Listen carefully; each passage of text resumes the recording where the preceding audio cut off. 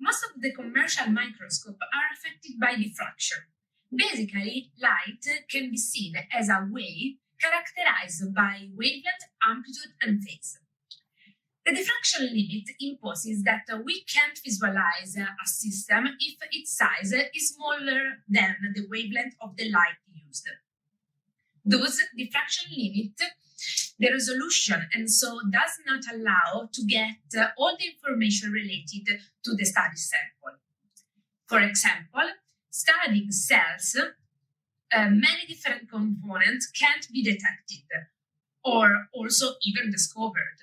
I am Martina Recchia and I am a physicist engineer, and I am currently working on a project to develop a technique able to detect a highly dynamic system with a size below the diffraction limit within cells.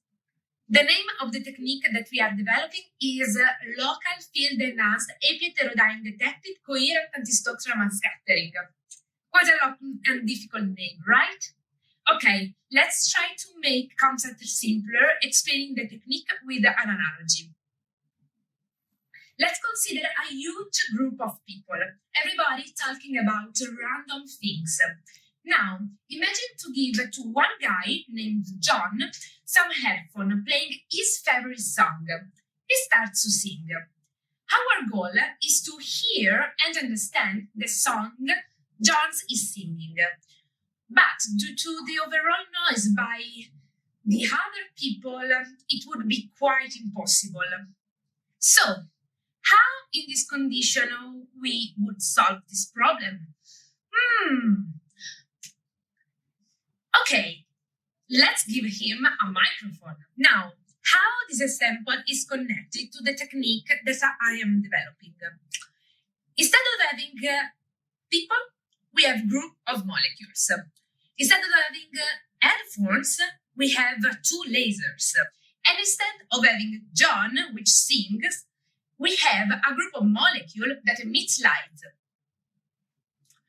In our technique, we use two laser sources to expose the sample under study. And the wavelength of these lasers are such that just a given type of molecule will start to emit. And what about the microphone? In general, the light emitted by a molecule of one group depends on how big is the group. If this is not sufficiently big, we could not be able to detect that low light. Here we need our microphone that in my project is given by gold plasmonic nanoparticles. These amazing structures are able to amplify light which has specific characteristics, and these allow to be selective.